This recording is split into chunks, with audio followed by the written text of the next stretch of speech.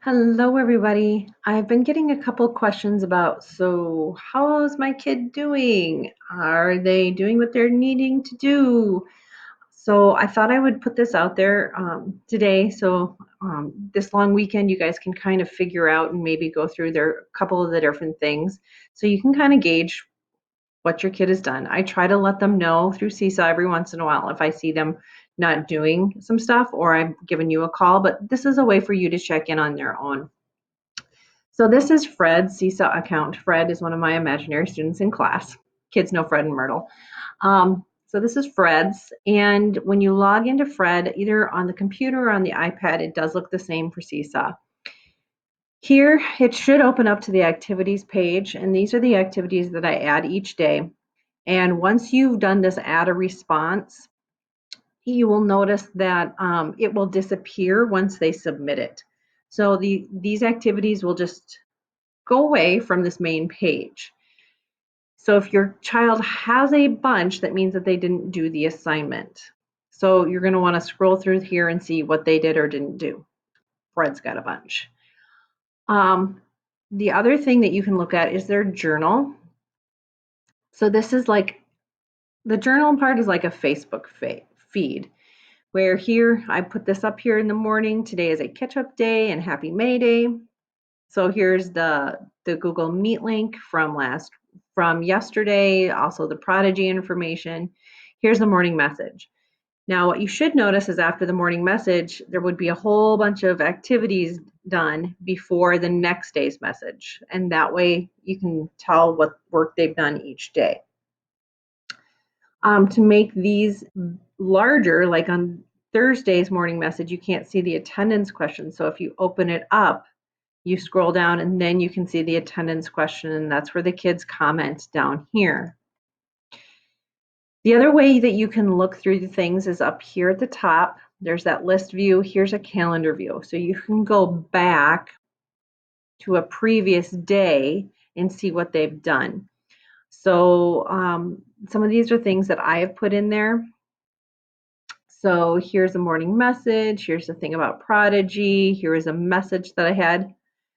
So it just kind of, here's the spelling words. This is an easy way for you to go back each week and kind of see what they have done. So that's the journal feed, and this is the activities, which are like the assignments. Next up is IXL. So when you are first logged into IXL, and this does look a little different from computer to iPad, you might want to try this on a computer, at least for the parent, just to see. You have the learning, diagnostics, and analytics buttons that are at the top. When you first log in, these are recommendations. Again, these don't show up very easily on the iPad. We are usually using math in the language art tabs.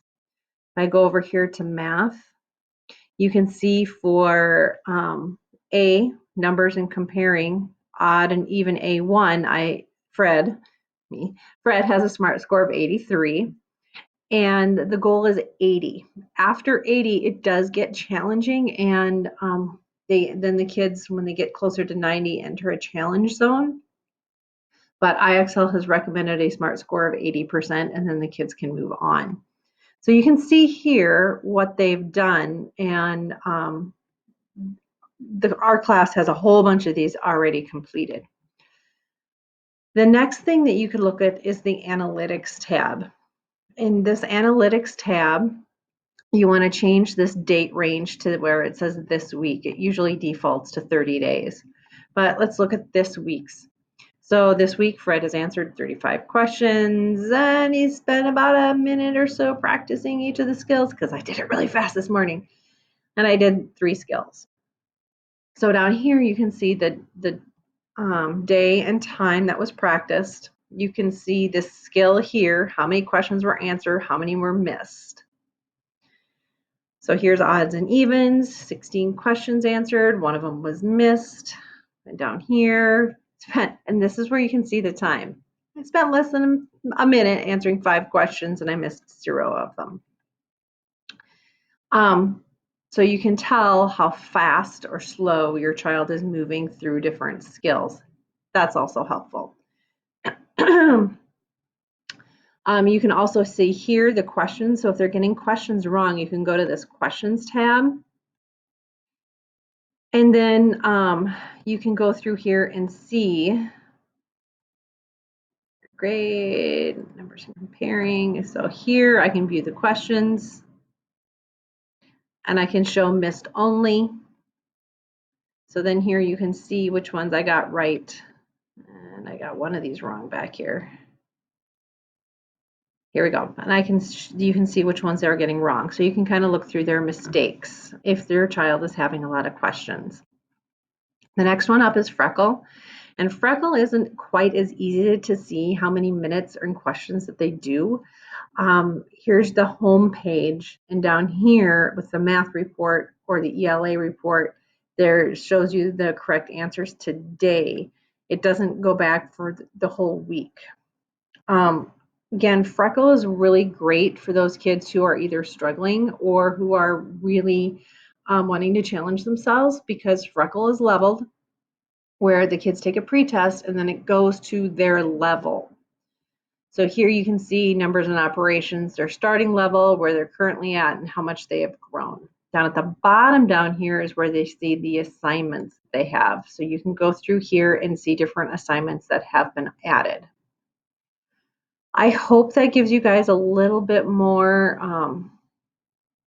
get you a little comfortable with going online and seeing what your kids are doing and seeing all that. I'm going to add to the weekly lesson plans that are emailed to parents the IXL skills each week. I'm going to put them all in one little box at the top of the lesson plans. That way you guys can see, okay, this week for IXL, you need to have these 5 math skills done and these 2 language arts ones done. Okay, so that should help. If you guys have any other questions, please let me know.